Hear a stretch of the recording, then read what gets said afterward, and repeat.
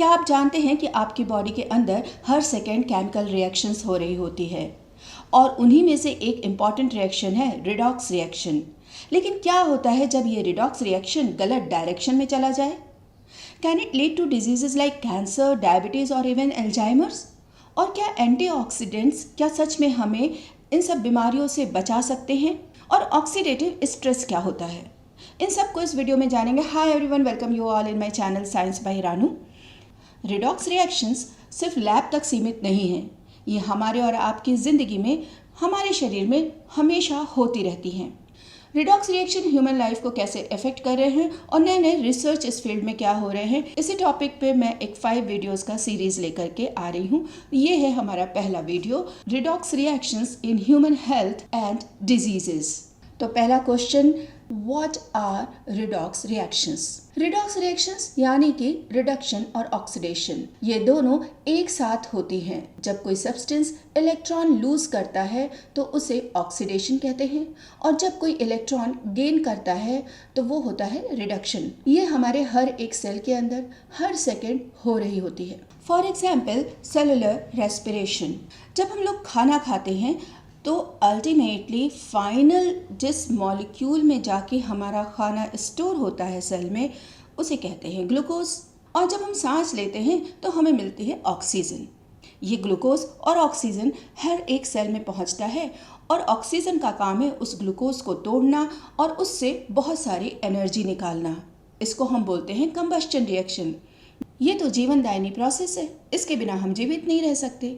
लेकिन इसी प्रोसेस के साथ कुछ ऐसे कंपाउंड्स निकलते हैं जो हमारे लिए बहुत हानिकारक हैं। उनकी इस अवस्था को बोलते हैं फ्री रेडिकल्स। फ्री रेडिकल्स को अगर हम साधारण भाषा में कहें तो ये इस तरीके के कंपाउंड्स होते हैं जिनमें एक इलेक्ट्रॉन एक्स्ट्रा होता है और वो जल्दी से जल्दी किसी दूसरे कंपाउंड से रिएक्ट करके अपनी एनर्जी को कम करना चाहते हैं, स्टेबल कंपाउंड बनाना चाहते हैं। जैसे कि कोई कुंवारा लड़का जल्दी से एक लड़की देख रहा हो कि शादी कर ले। लेकिन यहाँ पर दिक्कत ये आती है, इस फ्री रेडिकल को बिल्कुल अकल नहीं है कि हमारे शरीर में कौन से सेल्स हमारे लिए ज़रूरी हैं और कौन से सेल्स नहीं ज़रूरी हैं। अब ये हमारे अच्छे सेल्स के ऊपर भी अटैक करता है और वहाँ पे एक अजीब सी आउटग्रोथ शुरू कर देता है जिसे कि हम बोल सकते हैं कैंसर। इसके साथ ही डायबिटीज़ 2 या अल्जाइमर, पार्किंसंस ऐसी डिजीज़ भी होने लगती हैं। और तो और इस तरह के फ्री रेडिकल्स के अटैक से डीएनए में म्यूटेशन भी होता है और अचानक बहुत सारे डीएनए संबंधित बीमारी भी हो जाती है। लेकिन इसका बचाव क्या है? प्रकृति हमें जब कोई प्रॉब्लम देती है तो उसका सलूशन उसके पहले देती है। इसका बचाव है एंटीऑक्सीडेंट। एंटीऑक्सीडेंट्स का काम ये है कि वो निकलने वाले फ्री रेडिकल्स से तुरंत रिएक्ट करता है और हमारे अच्छे सेल के ऊपर उसके पड़ने वाले दुष्परिणाम को रोक देता है।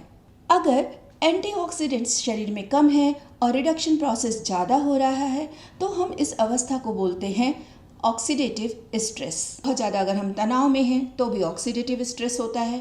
अगर हम अच्छा फूड, हेल्दी फूड नहीं खा रहे हैं तो भी एंटीऑक्सीडेंट्स हमारे शरीर में कम बनते हैं। तो अब सवाल ये है कि ऑक्सीडेटिव स्ट्रेस को कम करने के लिए हमें किस तरह के एंटीऑक्सीडेंट्स चाहिए? ईश्वर ने कोई बहुत महंगी चीज़ों में एंटीऑक्सीडेंट्स नहीं छुपा रखा है। ये एंटीऑक्सीडेंट्स हमको मिलते हैं विटामिन सी, जो कि प्रचुर मात्रा में मिलता है आंवला में, ऑरेंजेस में, बहुत सारे साइट्रस फ्रूट्स में, नींबू में। विटामिन ई जो कि बहुत सारे सीड्स में, आमंड्स में और कोकोनट में, सब में मिल जाता है विटामिन ई। ग्लूटाथायोन ये हमारी बॉडी खुद ही बनाती रहती है। और फ्लेवोनॉइड जो कि मिलता है चाय में, बेरीज में और डार्क चॉकलेट में। अब आप खुश हो गए होंगे, आप अपने पेरेंट्स से कह सकते हैं एज ए चाइल्ड कि हाँ भाई, डार्क चॉकलेट तो हमको खाना चाहिए क्योंकि उसमें मिलता है एंटीऑक्सीडेंट। लेकिन याद रखिएगा, हर चीज़ लिमिट में ही अच्छी होती है। तो ये तो हो गया नेचर की तरफ से जो हमको ऑक्सीडेटिव स्ट्रेस होता है और एंटीऑक्सीडेंट का काम। रिसेंट रिसर्च बताता है कि रिडॉक्स इम्बैलेंस अर्ली इंडिकेटर होते हैं किसी डिजीज के। साइंटिस्ट अब ये कोशिश कर रहे हैं कि रिडॉक्स बायोमार्कर का यूज करके बहुत जल्दी ही हम किसी बीमारी को समझ सकें और डायग्नोसिस कर सकें और उसी हिसाब से पर्टिकुलर उस बीमारी के लिए एक टारगेटेड ट्रीटमेंट दे सकें। जीन थेरेपीज और नैनो एंटीऑक्सीडेंट जैसे इनोवेशंस से रिडॉक्स कंट्रोल को और प्रिसाइज बनाया जा रहा है। तो दोस्तों, रिडॉक्स रिएक्शन सिर्फ टेक्स्ट बुक का टॉपिक नहीं है, ये हमारी हेल्थ का इनविजिबल इंजन है। आप क्या कर सकते हैं? And eat antioxidant rich food, stay active and avoid too much stress. और इंटरेस्टिंग बात यह है कि इस विषय पे हमारे देश में बहुत सारे अच्छे इंस्टीट्यूशंस में शोध चल रहा है, रिसर्च हो रही है। इसमें नाम आता है IIT इंदौर का और KIMS भुवनेश्वर का। आप इस दिए हुए कैप्शन में डिटेल पढ़ सकते हैं। अगर आप इस रिलेवेंट फील्ड में जाना चाहते हैं तो और एक्सप्लोर करिए, अपने एकेडमिक्स को और हाई करिए और इस इंस्टीट्यूट में केमिस्ट्री से रिलेटेड ब्रांच में एडमिशन ले सकते हैं और इसमें आपको रिसर्च का मौका मिल सकता है।